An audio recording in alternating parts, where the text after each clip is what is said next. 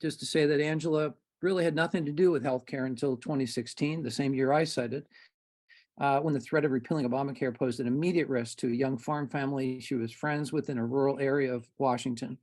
Angela immediately joined a local group, Citizens for Healthcare Access, part of Local 2020 Resilience Networking Organization, to find out what she could do to ensure everyone in her community had access to preventive health care and timely, equitable health treatments they deserve. In 2020, Angela became president of her county's League of Women Voters, and through the League of Women Voters of Washington and its healthcare affiliate or affinity group, the official league healthcare lobbying group for Washington, she connected with HCR for US, again, Healthcare for All US, which is in a league healthcare education advocacy group that supports healthcare systems reforms to make it more affordable and more available to all US citizens and residents. Not yet satisfied, she's now part of an offshoot of HCR for US, focusing specifically on rural healthcare. Since embarking on this effort in 2016, she's learned more than she ever wanted to know about critical access hospitals and how the insurance industry functions in rural areas, resulting in major inequities in the treatment and delivery of rural healthcare. So Angela, thank you so much for being with us tonight. The floor is yours. Hear from you for maybe 10, 15 minutes, and then we can open it up for conversation and do some brainstorming. Angela, thank you for coming. Thank you so much for having me. It feels a little weird to be here speaking because I'm largely a big fat nobody here in a little town of 10,000 people in a county of 30,000 people. And it's just sort of a little bit surreal. How many of you live in a rural county? Just show of hands. 1, 2, 3, 4. Sort of. Sort of. Yeah. Yeah, it's just an interesting baseline that I always like I'm always curious about, because it's not anything that ever occurred to me, as I said in my bio, and just a few more seconds about sort of how I got here. So I've lived in 9 states. I've lived in Manhattan. I've lived just outside of DC, and now I live in a county of 30,000 people in a town of 10,000 people served by a single rural critical access hospital. I grew up outside of Birmingham, Alabama, and my folks live in rural Alabama, and they are a 45-minute drive from their nearest hospital, and it is a for-profit hospital. Just to clarify, because the league has rules on who speaks on policy and who doesn't, and I'm not one of those. I'm a little bitty person in charge of a 28-person unit at large. We're not even big enough to be a full league. I'm speaking to you as an individual, but I'm talking about my personal experience in joining the league and how that merged into my healthcare advocacy and the sort of structural backbones that the league provides, particularly when you're in a rural area trying to work this out. So in addition to my friend Tia, the young farmer mom with a new baby, just a few things on her. She had complications with her pregnancy and was in the hospital for 4 nights. And had Obamacare not existed, Tia and her husband would have lost their farm. They would not have had health care. Most farmers don't have health care. Most of the people who grow your food did not have health care before Obamacare. This is something I never paid attention to. I didn't, it's something we sort of take food for granted. But that was the first thing I learned as well. The medical debt would have literally taken their small farm away. I also, in 2016, my mother-in-law, Mimi, moved in with us.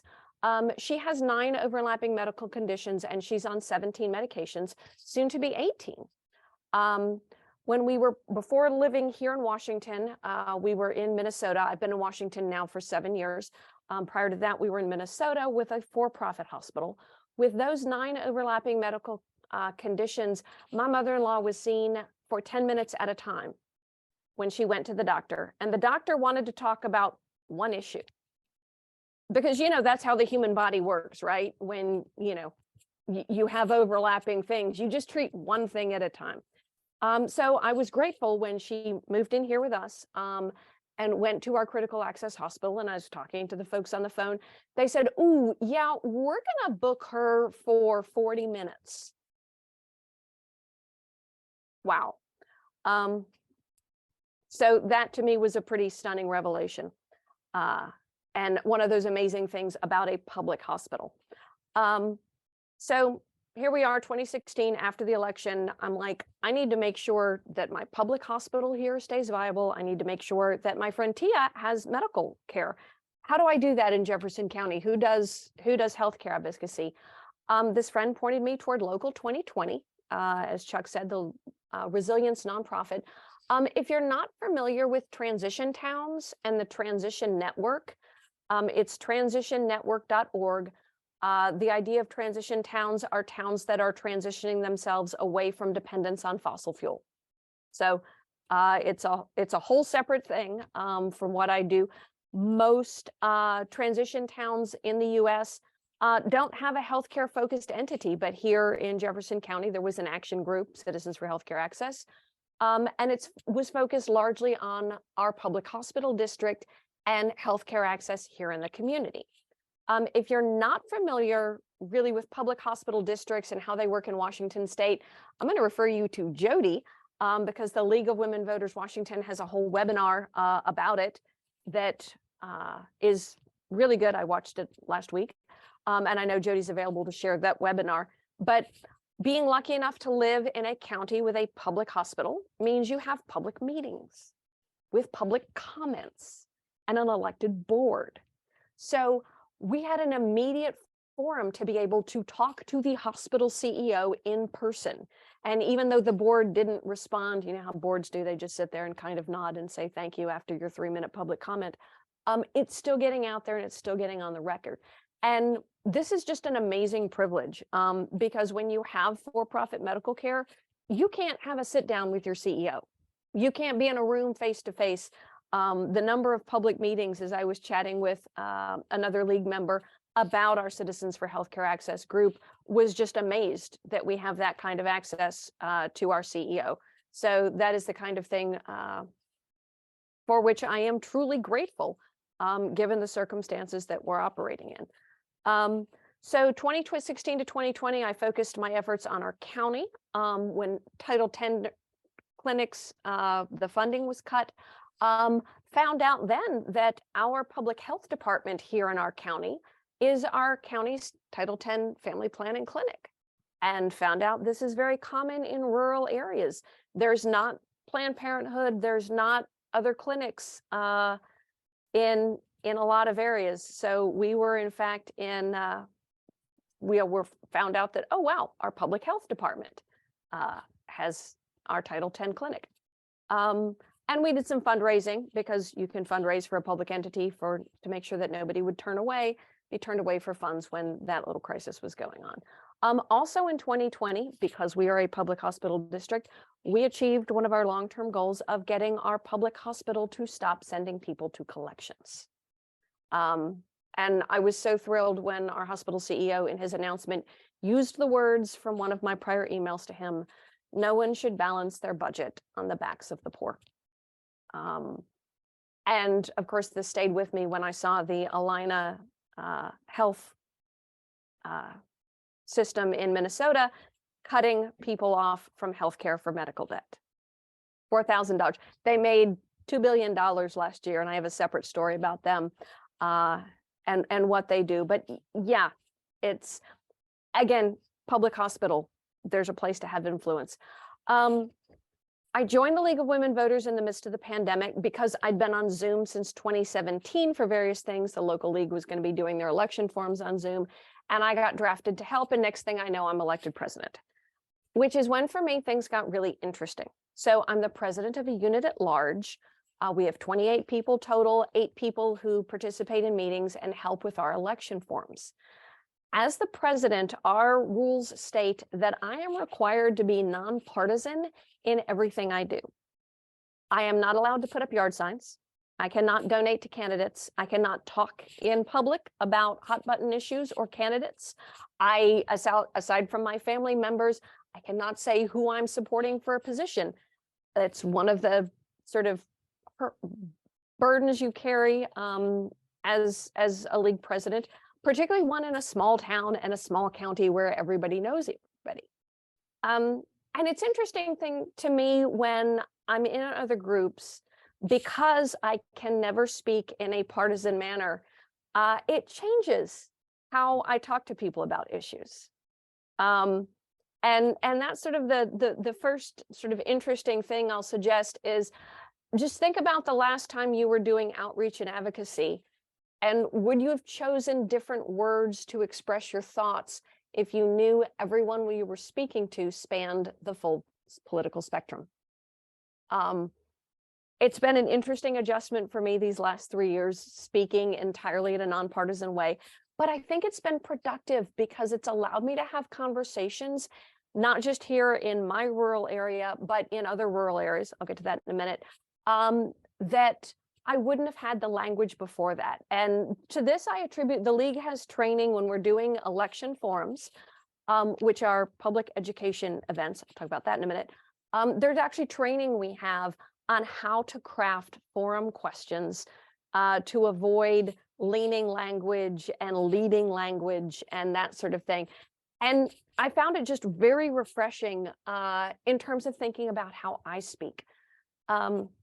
So largely, though, my healthcare advocacy was its own thing and my stuff with the League was its own thing because that was entirely on local elections until the Dobbs decision came down. And that's when I met Jody Disney, because that's when I formally joined the League of Women Voters Washington Healthcare Affinity Group. Jody, who many of you know, is the healthcare issue chair for the state and empowered to speak on things specifically on the League's official healthcare positions. She leads the League of Women Voters Healthcare Affinity Group. She's absolutely amazing. When the 2023 legislative session started, Jody had all the bills related to healthcare racked and stacked with links and summaries. So every Sunday night, we would all get our email list of what's being heard in what committee, and this was across the board. But for me, this was incredibly helpful because this was filling the gap between what I was doing here at the county level and then what's being done at the state level. Here at the county, we're going to do what we can to save our local critical access hospital, but a lot of those policies come down to what takes place at the state level. And that was just, I honestly think that a lot of people in our league here joined the League simply to give them the privilege of signing up for these Sunday night lists, and it was every possible issue. Click here, click here. It was amazing. But again, at the state level, things like Medicare reimbursement is dealt with, and those are the kinds of things that keep rural hospitals financially solvent. So Jody, learning of my passion for rural health care and public hospitals and our critical access hospital, then connected me to the Healthcare Reform for US, which is the League's national networking group on healthcare. But, you know, I mean, I've lived in cities, suburbs, and now rural areas. And when I went to the first meeting, I realized, okay, I actually have some perspectives that other people don't. And I ask a lot of questions. The League has rules about who speaks on behalf of official policies, and I'm not one of those folks. So it's been great asking questions and learning things and being able to go into this with beginner's mind and go, oh, okay, tell me more. Share with me. Okay, is this correct? Is this not correct? Because I like consulting with experts on things and learning from people like all of you who know so much and have done so much. But I do ask a lot of questions, some of them helpful, some of them annoying, I've been told, but there we go. So, you know, here I am now, 2023. I started out taking care of my family and friends, then taking care of my county, and now working with people across the state and the country, which is what the League does so well with that organized backbone. So I guess the first question I would want to ask is, have you ever, and this is just, you don't have to answer if you don't want to, but have you ever attended a League election forum and asked a question about healthcare? The League's election forums are designed specifically to educate the public about candidates and their positions. And we always manage to get, even at the county level, county commissioners, and then with our state representatives, we put in healthcare questions. And it's interesting the way getting people thinking about healthcare on a local level gets them to start thinking about healthcare on national levels. So yeah, getting those questions out there and getting people talking about that. Lynn, is that yes, that you've asked a question? Yeah, that's likewise. If your state check, how many of you have checked to see whether your state league has a healthcare affinity group or some kind of healthcare issue manager? Maybe you need to be the healthcare issue manager. I'm sure I'm going to hear volunteer Jody to start, educating folks on how fun and exciting that job is. But yeah, it's an amazing role where you can get a lot of people energized on healthcare things. And I'm sure in a moment, Jody would be happy to chime in on what she does and how she does it, because it's pretty amazing, because there's pretty much a league in every county, rural, urban. You can get a lot of people energized that way. 2016 got my personal attention, but there's a lot of people out there who aren't paying attention. And maybe the question you ask them, possibly in an election forum, could get somebody else thinking about healthcare reform in ways they never imagined. So then in April, my husband and I took a cross-country road trip in our van to visit friends and family we haven't seen in a while. We drove from Washington State to Tennessee, spent a couple days with friends in Tennessee, then drove down to Alabama, spent time with friends and family in Alabama, and then went up to Wisconsin to see family before returning home. Some of you may have been on the email chain where I actually recommended that folks advocating for healthcare reform spend time driving rural backroads. We deliberately chose to stop in small towns for our breaks. We have dogs, so we would find some small town with some kind of town center, take them out for a walk around, buy some stuff at a local store. We did a lot of 2-lane country roads. And it's interesting because there's a lot of Dollar General stores, there's a lot of potholes, and there's not much faith that the government can fix anything. And you talk to folks and they're like, yeah, the roads are crap. The government can't keep the roads functioning. Why should I trust the government with my healthcare? And that was always an interesting one to say, well, where'd the jobs go? Where'd the companies go? It's, you're kind of trusting companies now to do it. I get your frustration with your local government. But yeah, I don't necessarily know that companies have your best interest in mind either, because you got a lot more insurance paperwork to do these days. Yep, we all do. Paying a little bit more for drug costs. Yep, we all are. And that's one of those things that it sort of occurred to me, and the person who can answer, like, if the government can't keep the roads functioning, why should I trust them with my healthcare? And that to me is an interesting question, because I don't know that anybody has a really great answer to that. People, regardless of their political affiliation, want to keep their local hospital open. They want to see their doctor without some bureaucrat or insurance person either delaying things or saying no to things. Nobody wants the paperwork and nobody wants the medical debt. But if we can't answer the question, why should I trust government with my health care, in a way that somebody in rural Alabama would resonate with, or rural Wisconsin would resonate with, how do we get to that point where we have that good answer? I'm one person in a rural county, kind of at the far northwest corner out here. I'm grateful to the league for connecting me to this and all of you. But we're really just all sort of working our way through this at the start. I care about my local hospital and it staying open. I care about your local hospital and it staying open.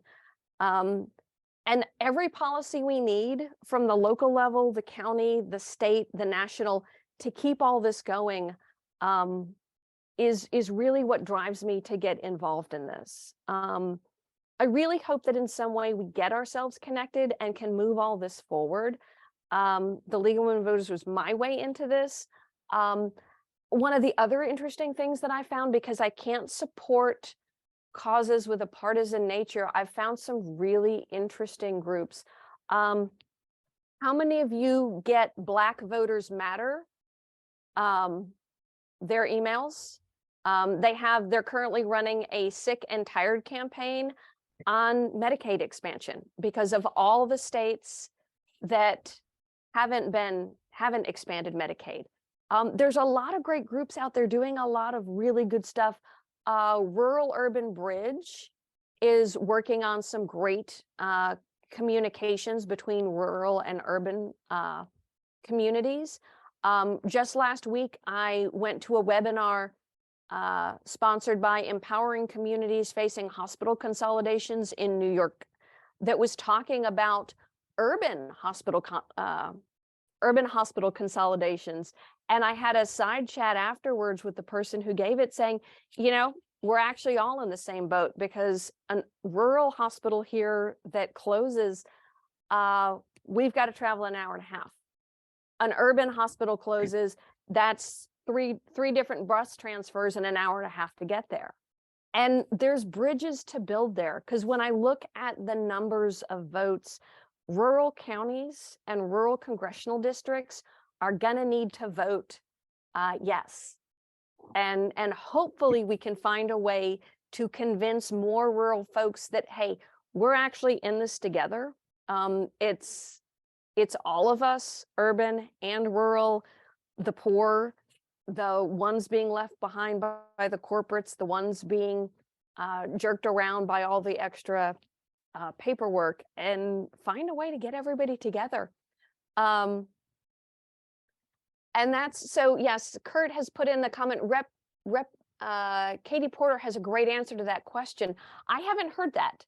If somebody has the Katie Porter quote on, you know, the two-liner elevator pitch on why we should trust the government more than Dollar General in providing healthcare, I would be curious to see that. You know, the other question is, do you know folks over 65 on Medicare? How do they like it? My mother-in-law was forced onto Medicare Advantage. Her Medigap plan that she had at age 88 converted to Medicare Advantage only. So she now does not have traditional Medicare. She's not able to get back onto it because at 88 and with her conditions, she would not want it. She would not be able to afford the Medigap coverage now. So yeah, the Medicare, traditional Medicare, great if you can afford it, with the 20% copays, which is why she initially was not bummed about her Medicare Advantage, but now she is because of what she's faced recently. So that's about all I have.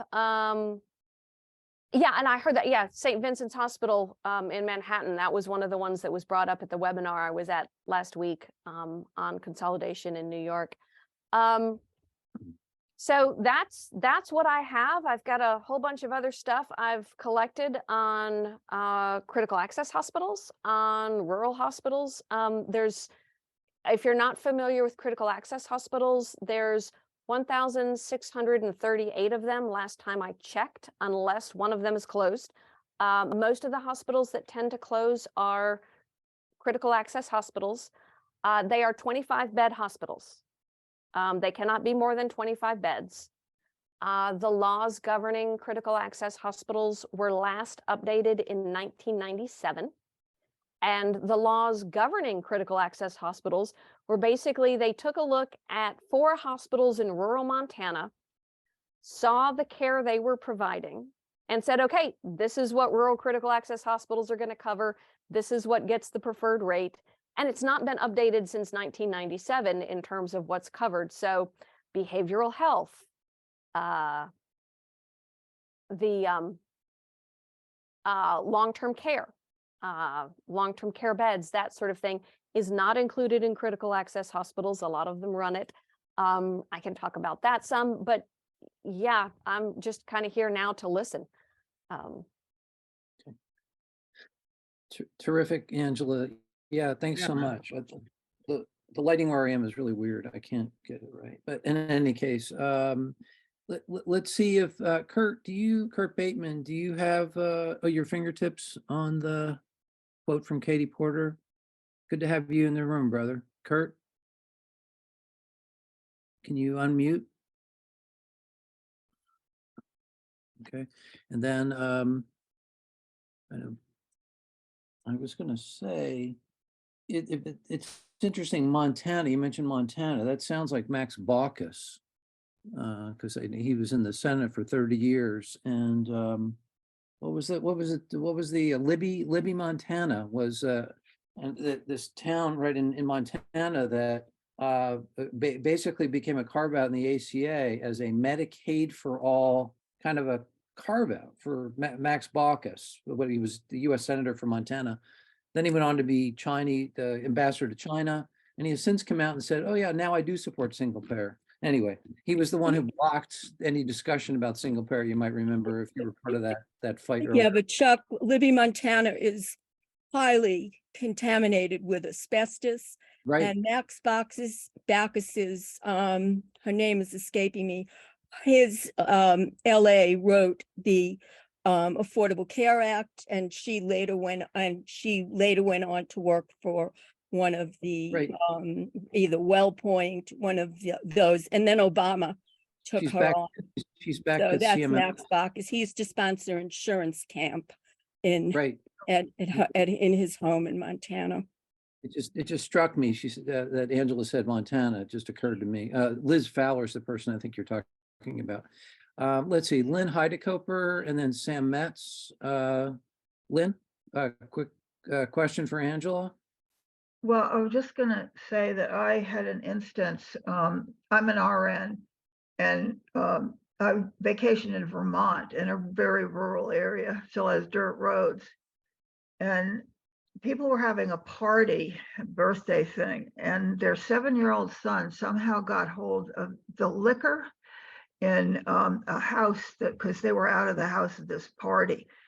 And so somebody knew I was a nurse and grabbed me because he was very lethargic. And the nearest hospital was like an hour away down in Brattleboro. So I had to sit in the back with him and a pot in case he vomited and continually keep him awake because he was falling into a coma. And, I'm thinking, wow, this is the problem with being in a rural area. And he was so sick that once the Brattleboro hospital got him, they immediately sent him to a higher level hospital in Albany, New York. But you talking about rural care reminded me of that incident. Well, and see, that's a great point, because one of the solutions to rural healthcare that was passed in 2021 for these critical access hospitals that were facing threat of closure is they said, oh, well, we'll give them $3 million a year for operating funds, but only if they stop taking all inpatient patients. They must convert to emergency only. So you've got these hospitals which have the capability of doing more. And if you gave them $3 million, they could stay open more. But the federal policy was decided to, if you can't keep your critical access hospital functioning, then we'll turn it into a rural emergency hospital where you stabilize patients and move them along. They tried to carve out exceptions for children and for pregnancies, and that failed.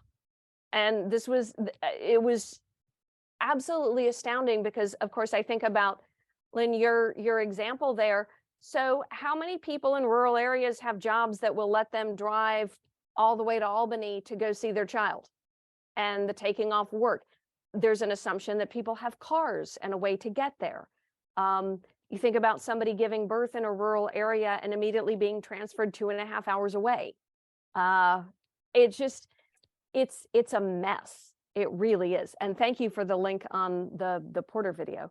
But that was one of the fixes for supposed fixes for rural critical access hospitals was, oh, well, we'll make them all emergency rooms. Thanks. Yeah, thanks, Angela. Yeah, appreciate that. And for folks who came in later, if you could just use your hand raising function if you want to talk or have a comment or a question for Angela or for the group. If you know how to use that, it's down on the reactions the smiley face on the bottom, click that, and then just go to raise hand, and then I'll happily recognize you.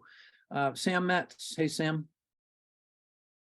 Thank you, Angela, for a fascinating account of how you became involved in your work with League of Women Voters. Most of the people on this call are progressive liberals, and the rest are rabid progressive liberals. How do you personally deal with the tension, help us deal with the tension between attempts to be nonpartisan, thoughtful, non-confrontational, welcoming, and the urge just to grab people by the lapels and try to bark sense into them? You know, that's a great question, because when I was in Tennessee, I was visiting a friend of mine who is the chief medical officer of one of the largest oncology practices in Memphis, and her spouse is a pain management specialist. And we were talking about the idea of medical debt. And Steve actually said, well, hey, I got to get paid. You know, sitting in his 7,000 square foot house and that kind of thing. And I'm like, yes, but at whose cost? And we had this really profoundly interesting discussion of that, because a lot of it is going in with a question and just asking a question. There's a lot of meditation involved in this, I'll be honest, before I go into any of this, just to make sure that I am in a centered place of wanting genuinely to hear what someone else has to say, and being present to hear what they have to say, even when they're really angry, and acknowledging, wow, you've got a lot of passion about this. Where does that come from? And you'll usually hear a story. And then if they keep talking, usually there's some instance that happened in their life that got them upset. It's nice that I have the circumstances that I do, where I can talk about Tia, I can talk about Mimi, I can talk about people who, particularly when the ACA repeal was being talked about, you know, I say, well, the farmer who grows your food, where's their healthcare come from? People would look at me like, well, what does that have to do with anything? Well, farming is like one of the top 10 most dangerous things you can do. Don't you want your farmer to have healthcare? Like, it just seems kind of duh. And it's been through, as I think Barbara was talking about, the storytelling training that she's offered before, getting people to engage one-on-one with a personal story. And Barbara brought up, I'll show the book here, Dirt Road Revival, How to Rebuild Rural Politics and Why the Future Depends on It, has some great ideas on that, which was so refreshing to read this, given that I've been having to do that. And it's like, ooh, I've got a little manual now to coach me through that. But really it comes down to listening. It comes down to maintaining contacts. There's a Washington State listening session going on about hazardous waste in marginalized communities. And I sent the email on that to two Republican candidates who'd run for office and not been elected. I live in a very progressive rural county. This is the other funny thing about us, is the county I live in the Democratic primary voted 80% for Bernie Sanders. But there's a solid 35% of the county that is very Republican. And it's interesting because I talk about it. This Jefferson County is where the right and the left meet around the back, because you have the religious fundamentalists homeschooling their kids, and you have the profound hippies homeschooling their kids, and all their kids are in the same homeschool group. So it's a really weird mishmash, but it's a great place to practice some of those talking techniques. But yeah, it's about listening. It's engaging one-on-one, showing up at their events, going down to their pizza place and chatting with folks and just becoming familiar and getting to know them. And a lot of holding my tongue. But not always. Like I will go off sometimes. But yeah, but selectively. Thank you, Angela. Thanks for the question, Sam. Very helpful. Yeah, I don't see other hands up, but so maybe we can have a conversation here, Angela.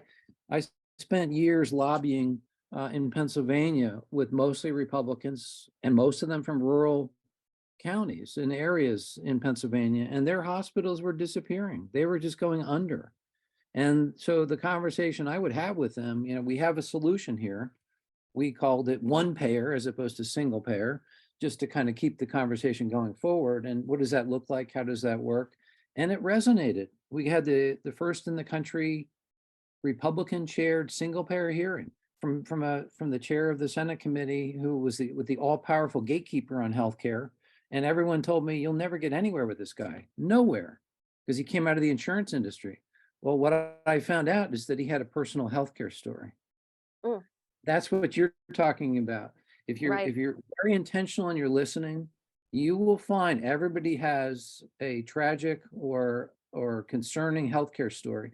And his was as simple as his daughter was practicing medicine at Christiana Hospital in Wilmington, Delaware, and he wanted his daughter and his grandchildren to come back home to Indiana, Pennsylvania. That was his motivation. And so you would never know that unless you had that deep conversation. And as it turned out, the only way to get that conversation, because his staff canceled the meetings I had with him in Harrisburg twice, and so the capital. And so I said, how can I get FaceTime with him? And they said, well, you'll have to travel to his home district, which was the other end of the state. So I took a day off of work, and I think he was really impressed by that. The meeting was only set for half an hour. And then after half an hour, his chief of staff, he said to his chief of staff, you take the next meeting. I'm going to stay here and talk to Chuck. And that's when I found out his personal story. And I said to him during the course of the meeting, I said, Don, you're somebody who is very powerful. You came out of the insurance industry, you chair insurance and banking. And I said, when I see you, I see Richard Nixon. Only Richard Nixon could go to China. Only Richard Nixon could go to Russia, to the Soviet Union, right? To improve relations. And he took that to heart. He gave us a hearing, and he was so impressed by the way we performed. He said toward the end of it, he said, let's take the show on the road. Unfortunately, that was just before Christmas, and after Christmas, the meeting I was set to have with him was pushed off to his chief of staff, who almost immediately ran out the time on me. The industry had gotten to him over the holidays, and we couldn't get any further. But it still speaks to your point, which is if you listen deeply, you're going to find a story that'll connect you and connect your humanness and overcome those sort of triggers, the sort of fear mongering, the sort of politics that has got us running away from each other. So thank you for that. I really appreciate it, Angela. Looks like Sue has her hand up. Sue? Yes. So since we have time, I will tell my story about, we recently elected we flipped a seat from Republican to Democrat with our local congressional rep, state level rep, okay? And this guy is, really good, but he's just green. He doesn't really know much about policy issues, And we approached him about supporting the Medicare for All bill that is in our state legislature. And he just had no idea what it was about. And more or less kind of fell back on this attitude that, oh, Massachusetts has like the best healthcare in the country and the highest insured rate in the country, and all these kind of really great stats that Massachusetts has. But then, so we started talking to him about the cost of it, and that insurance is not healthcare, and how here on the Cape, many small businesses do not offer insurance to their employees. We have a lot of seasonal employees as well. And just through the conversation, all of a sudden he went, yeah, you know, when my former employer didn't offer healthcare insurance. And fortunately, my wife works for the federal government, so we get insurance through her. And so the light bulb went off for him to say, yeah, I was one of those people without health insurance, forbeit that my wife has a good job with a good employer, you know. So now he's been talking to us more and listening to us and learning about the issue. But he sort of, I don't know, it's like he realized he couldn't get insurance, but it wasn't a problem for him because his wife had it. And, you know, we said to him, well, what about all the other people who work in small businesses who have no health insurance and they're not married to somebody, you know, who has a good job with good insurance? So anyway, that's my story. No, and that's a good story. And you bring up a good point that has also come up. So I have TRICARE for life. I am married to a veteran. So we have TRICARE.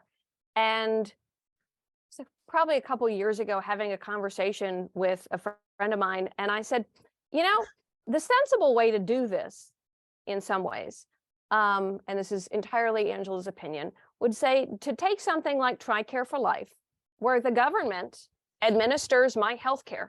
I log on to a federal government website to look at all my stuff, and it doesn't work well on my Mac with Safari because they're so PC oriented. So I have to go in and, you know, use the Google browser and that kind of thing because it's trying to do it, you know, it's all those little extra hassles.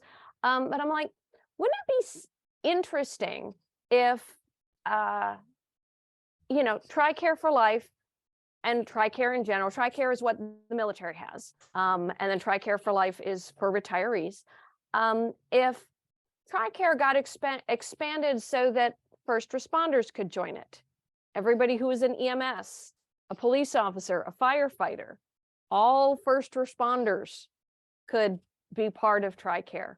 And, you know, maybe if that worked, then I don't know, bring on everybody who works for state government, but just, you know, just take something that's an existing government program. Somebody mentioned, you know, people over 65 and how much they like their Medicare.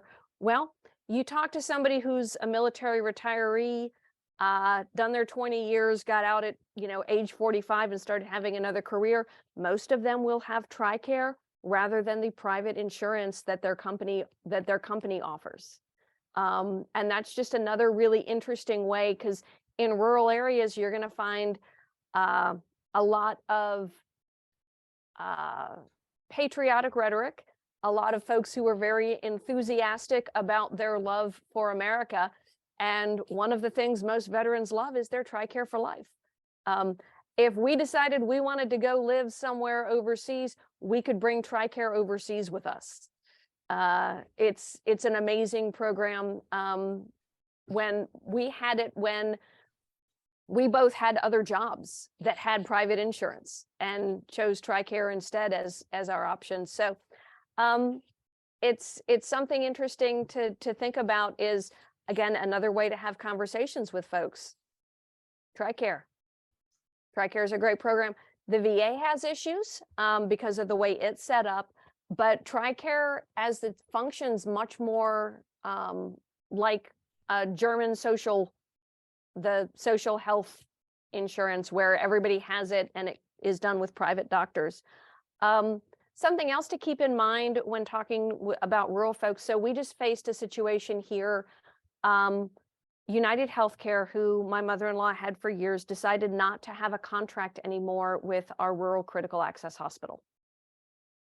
So United Healthcare just decided, no, we don't want to pay the rates of a critical access hospital, because it is slightly different reimbursement rates because of the lower volume of people that visit these hospitals. So it's one of those capricious things where your health insurance company can decide at any moment, oh, we don't want to cover your hospital anymore.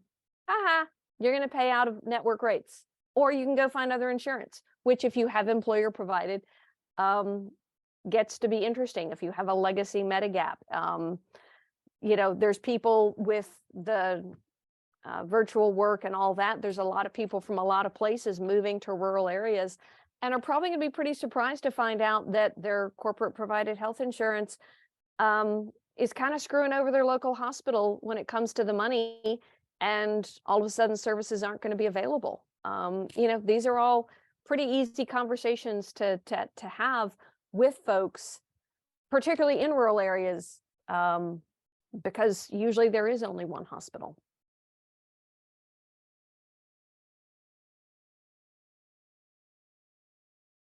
Oh, and I guess that's one more point to think of. And this came up in a couple different webinars that I've been in.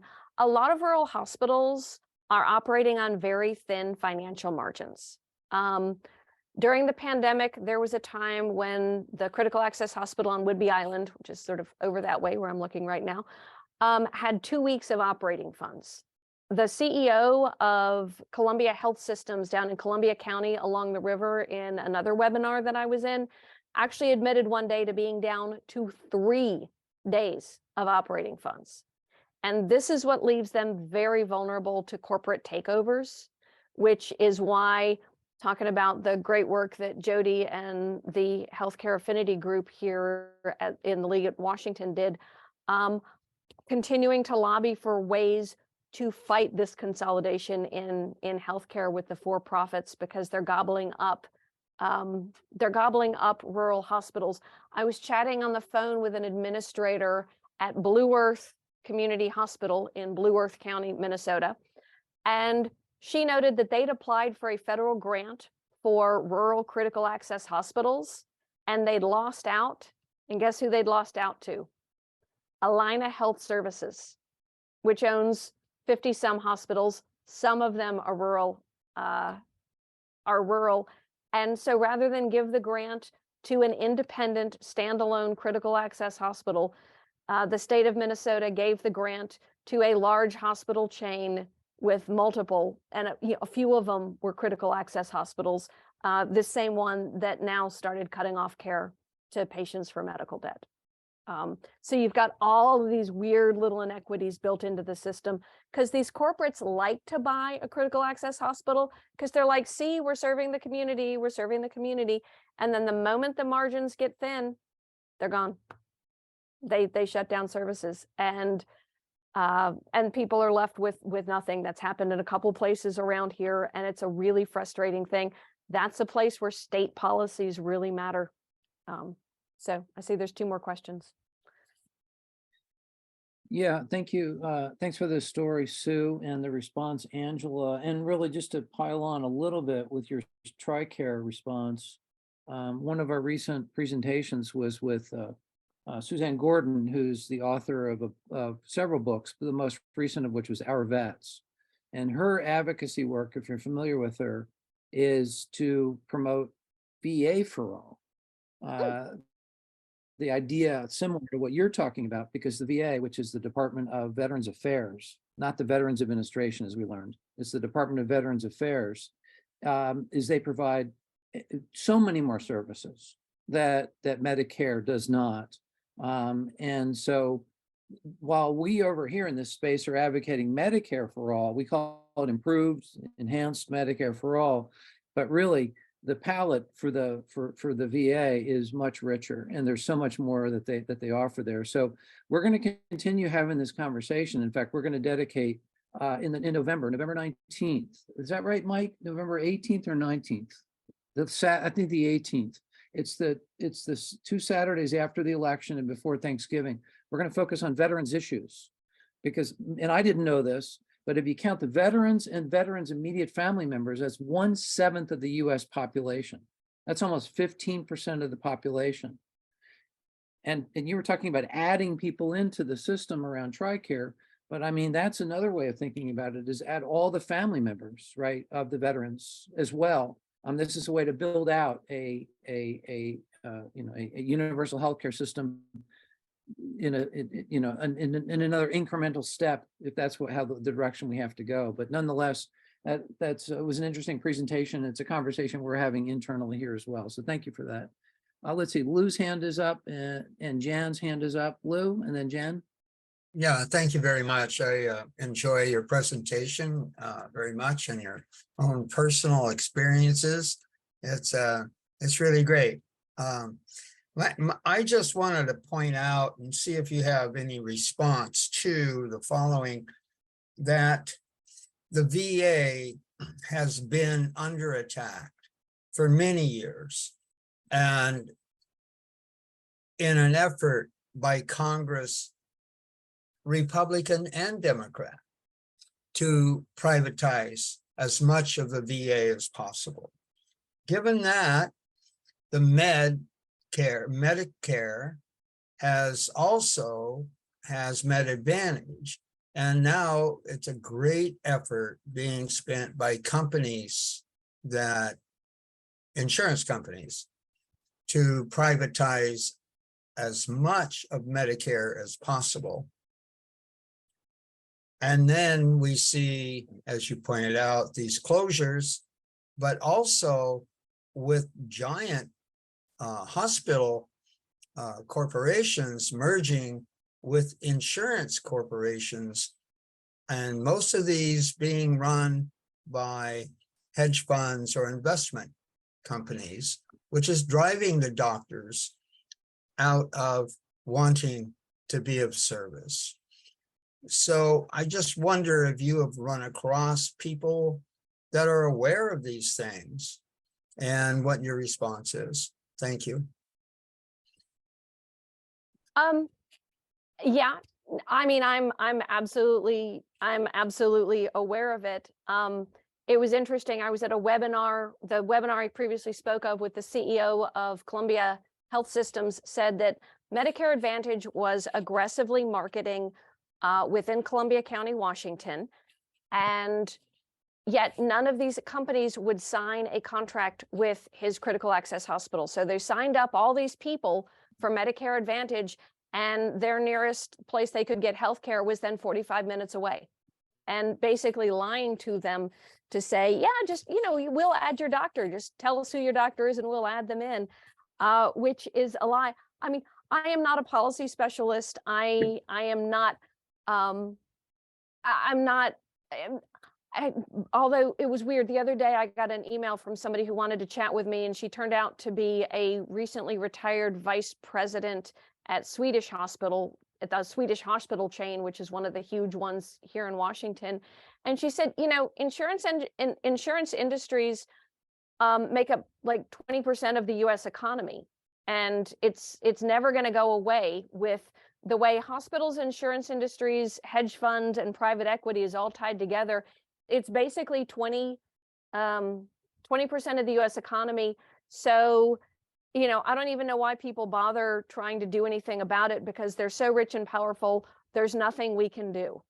Oh. And I'm like, oh, so we'll just sit down and take it? Exactly. Okay. Yeah. Profit mongers, run over me. Thanks. But yeah, I'm always flummoxed when I encounter someone who says something like that. Well, yeah, this is just, profit is the American way. This is the system we've inherited. We had a chance, under Eisenhower to change it, and we didn't. So this is a system and we're stuck with it. Or we all collectively come together and make progressively better and better changes over time and fix it. Yeah, I mean, that's my only answer, because I'm not a policy person. I'm not a finance wonk. I am one person in a rural county just trying to help everything move forward. Sorry, I can't be of more help. Thank This you. is a That great was very good. Yeah, thanks, Lou. Appreciate the question and the response, Angela. Jan Phillips, welcome, Jan. You are. Angela, I so identify with so much of what you're talking about, being in a rural area myself in Colorado. And my question for actually anybody here is anyone familiar with the Pennsylvania Global Payment All Payer pilot that's going on? I think 12 hospitals in rural Pennsylvania is part of this CMS innovation program, which started in 2019. And I've read wonderful articles about how well they're doing and how they were able to actually bypass the COVID, issue with not having enough funds because there wasn't elective surgeries and procedures going on because of the global payment system. So my question is, does anyone know where it is now in 2023 and how well is it going? Because boy, I'd love to be able to apply for something like that in That comes rural out, Colorado. that comes out of Maryland. I did a PowerPoint presentation, not on that specifically, but comparing it with global budgeting. And like I said, it comes out of Maryland and Pennsylvania. Tried that in poorer areas. And I spoke with somebody in Maryland, I can't remember where he lived, about the situation. And any place that does what you're talking about cannot do global budgeting, so they get excluded if there's a single payer that goes through. This is what the person in Maryland told me, and this is what I had put into my PowerPoint. This is for, in many ways, the insurance and for the hospitals. You'd have to go and look it up. Well, I'm not clear, Barbara. I understand that the whole thing started in Maryland in the 70s or 60s, but what are you saying about the 12 hospital experiment or pilot in Pennsylvania? Is it not working there? I don't know that, but from what I understand, if the hospitals participate in this program to move to a global budgeting, which is what single payer is, global budgeting would be part of single payer, they're not able to do that. And in Maryland, that's been totally, single payer is not really even on the table very much anymore. So you have to look into it a lot deeper than, and who is really involved with this. In our federal government, the way it is right now, we're not getting single payer tomorrow. So is it possible to even get into some sort of a pilot program that may be able to help rural areas that are losing services left and right in our hospitals nearby? And to, what would be an alternative for people in rural areas instead of just waiting for single payer, which I am a huge advocate of, but I don't see that happening within the next maybe decade or 5 years. And we're worried now, so I'm just wondering what's an option. You would have to read the fine print. I devised this presentation back in 2021, and I have not looked into it. It's on the PNHP kitchen, whatever they call it, website. I haven't done any research on that for the last 2 years. So I can't give you that up-to-date information. All right, well, I popped a link into the chat. So for the PA Rural Health Model Program, so it's in the chat. That's a starting point anyway. That's a report out of CMS. And Jan, we'll just have to keep in touch and chat back and forth and share rural stories and again, collaborate and discuss options and what's worked here and what's worked in other places. I had somebody from another Washington rural county say, hey, we actually have a large nonprofit, not a small one that you do. How do I talk to my CEO? How do you become friends with the hospital CEO kind of thing? And I wrote her out, I kind of wrote her out a template for how to get to know that person to start having, get to a position where you can start having conversations. But because it's different in rural areas when you actually have somebody that you can talk to. It's fascinating right now, Angela. Through League of Women Voters as the lead agency, we have started a healthcare improvement coalition, and we have the CEO and the CFO of our acute care hospital, and our for-profit hospital, and our federally qualified health center, as well as nonprofits, business leaders. So we've got quite a few stakeholders coming to the board, coming together. Our kickoff is tomorrow.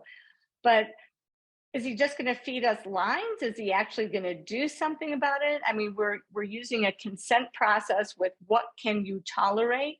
And we have the surveys and health assessments pointing to it's pretty miserable here right now. And we have a huge deficit of physicians, primary care, and specialists. So I think he's trying to get involved with the community, and we do have his ear. So I'm excited about that. But my skepticism is wondering, is it just going to be, lip service, or will he actually do something with us? But the potential is there. We'll see what happens.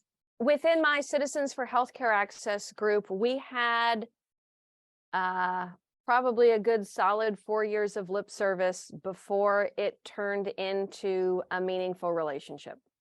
And it was standing by. I mean, it took time.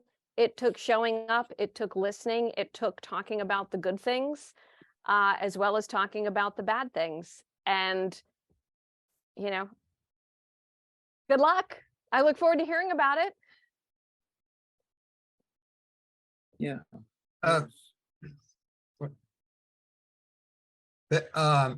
I just have a point of information for this group. Joseph Jarvis, has anybody heard of him? He's a Republican that's a retired doctor, and he has a movement going on in Utah. And it would be really great if we could connect with him. He's trying to get, I forget the name of it now, but I can send it to you later. He's trying to get single payer in Utah, and he's petitioning the population to get it in. So I think that might be of very interest to our group here, and to you, Angela. Joseph Jarvis. I wrote it down. Okay. Thanks. Utah. Yeah. We had Joe on one of our recent office hours as well. He's just made a movie, a film. Yeah. It is. He knows it's an uphill slog.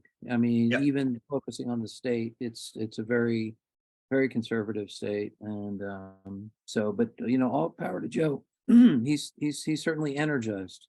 Well, Really at the same time, though, the idea of healthcare independence without the insurance middleman, Yeah. and healthcare independence, you and your local hospital, and not losing your local hospital. That's the kind of thing that people in rural areas resonate with, and I love hearing these stories about Republicans who are like, yeah, we want our local hospitals. Because everybody does. Nobody wants to go more than 30 minutes to without a hospital or a medical center of some sort. It really ought to be one of those things where we are united on this. And specifically the opioid crisis and mental health care, that seems to resonate deeply in rural Pennsylvania. Do you want to speak to that at all? And Mike, we have till what, 9:30 typically? Is that where we are? We have about 10 minutes. But maybe you could speak to that a little bit, Angela. I saw an article the other day. Again, this is one of my problems coming from a very, very progressive rural area. I saw an article the other day about my home state of Alabama, where they have decriminalized possession of fentanyl testing strips. And I remember it was probably 6 years ago that our public health nurse was giving out fentanyl testing strips at the needle exchange program, so that the trusted folks who were coming in to exchange their needles could get a fentanyl test strip, and be able to check the illegal drugs that they're using. And I just think, I think about the disparities that exist with how addiction is still dealt with in my home state of Alabama, in my previous state of Texas, and the way that is stigmatized to the point that people are dying and overdosing because they can't treat it as the public health crisis that it should be. And that really is the frustrating part, is that mind change. And I almost think, because again, this is done at a county level, that's going to be, I don't even know how you start even changing that mind. Sorry. You're good. And I mean, of course, the opioid crisis is connected with mental health issues and so forth. And Right. and I mean, I just to not go off track here, but I read an article by an educator who was talking to his 8-year-old daughter about her experience of going through an active shooter drill in her classroom. Wow, that had me in tears for 2 hours the other day, just to know what our kids are being, this crisis is, the gun violence crisis. I mean, this is a health issue. This is a health crisis issue also, and it's deeply affecting the mental health well-being of our young people. And I mean, we can't separate out all these issues, right? They're all interconnected. We have to talk about all of these issues collectively, as hard as it is. So any thoughts on that? When it comes to talking about interconnected issues, I always bring up my mother-in-law, Mimi, and her 9 overlapping health conditions and the 17 medications she's on, because it makes such a great analogy for talking to folks, because you can't do the brain scan with contrast because the diabetes has ruined the kidneys. And that's basically how mental health is treated. I think your previous point about Veterans Affairs Services for All, where you have a one-stop that deals with housing, behavioral health, mental health, substance abuse, physical health, and all of those services integrated into one big space, would be such a great model if we could get there. And then at the same time, I see, so down in Tukwila, I think we have somebody from Tukwila, they just 130 bed behavioral health facility just closed because the parent company in Franklin, Tennessee, was not getting sufficient profit out of running a behavioral health inpatient facility. And this is one of the things that prompted this Swedish hospital system official to have this conversation with me, because I'd said in an email, what kind of country are we that expects profit to be derived from running a behavioral health inpatient facility? Like, the idea that that's a thing blows my mind. I was chatting with one young woman here in the community who has a brother who is permanently in an inpatient facility. He's not going to be discharged. It's a sort of a residential home kind of thing. They finally found one run by a small nonprofit, but he was in a large mental health inpatient treatment facility that suddenly closed, changed management, and they had to find a new facility for him on short notice.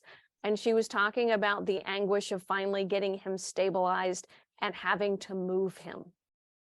He was in a setting he was familiar with. He was with people he was familiar with, and having to move him. And the fact that that aspect of our care and concern for other human beings has to also derive profit for someone is just so profoundly broken in my mind. It's just sad and frustrating. And I appreciate all of these comments coming in about expecting maternal health and family planning to be profitable. Yeah, we had a discussion in one of the groups I was in, talking about how many births at their rural hospitals. From what I can tell, if you have 100 births a year, you can break even with an obstetrics department. So if you only have 92 births a year, your obstetrics department is losing money.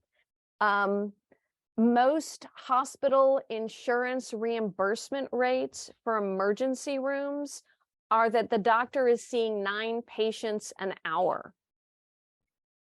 And I'm like, we might get 9 patients a day if it's, you know, if there's a car accident. I don't know.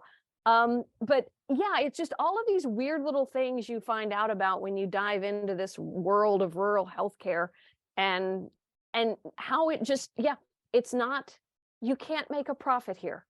You can't make a profit with, we haven't even talked about broadband in rural areas, which you need for telehealth, and all of these other things. So yeah, but we all gather, we learn from each other. We learn other places we should be advocating. We learn other groups we should be supporting, and we keep trying to march everything ahead as best as we can. You ought to get in touch with Jody Disney for this public hospital district thing, because Washington is weird with its public hospitals. It has a lot of them. There's all sorts of rules governing it. And it's a great model for healthcare in rural areas that don't have a lot. So I highly recommend that. Okay. Terrific. Brilliant, Angela. Thank you. Thank you. It's a delight to be with you again. Just as a quick announcement, I did throw a couple calendar save your date items in the calendar. For folks who are following our work with SBUCA, which is short for State-Based Universal Healthcare Act, it's the Ro-Khanna legislation. It's going to be needed for states like Washington and Oregon and New York and elsewhere to seamlessly implement your universal health care plans. That legislation is due to be released in September. And we've been building all this year. Just know that we're doing a lot of work in the background, and we really do welcome contributions and help. I personally am in Pittsburgh, and I'm going to be moving to Washington, D.C. area, so that I can be on the ground, boots on the ground, in the face, politely, of course, of legislators and legislative aides to make sure that there's attention paid to this legislation, that we've got to do this. Never before has there been a dedicated single payer presence in Washington, D.C. I mean, a singularly dedicated presence. And so this is going to be a first. So I'm going to need help. OPS is going to need help. I think many of you know my own personal story. I'm living on a Social Security check. You know, I'm just, it's life, you know, but we're going to need contributions. So please, if you can consider helping out monthly with any amount, that would be huge. That'd be huge for us. You know, putting on these forums takes a lot of work and effort. And Angela's done a brilliant job tonight, really enlightened me and enlightened, I think, all of us. So thank you so much. Mike, your hand is up. Yeah, I just wanted to reinforce, please donate if you can, but also that we have a third Friday meeting every month. And this coming Friday, will focus on how best to communicate. Angela, I don't know if you've seen some of our listserv, but it's just crowded with discussions back and forth, and it's hard to keep a stream to find, you know, the topic. So we're going to look closely at something called Discord as a way to help people find and stay in tune with the topics they're most interested in, and not frighten people away with so many emails. And so our social media manager will present that, and also techniques of making the best use of social media this coming Friday at 9 a.m. I'll send out a link to everybody. Okay. Thanks for that, Mike. And I did put a link for helping out with any amount you can do. Really would be grateful for that help. It's important work I think we're all doing, and we're working every which angle we possibly can. Just want to give some applause to Angela for her excellent presentation and talk tonight. Oh, come on. Thank you so much. Appreciate it.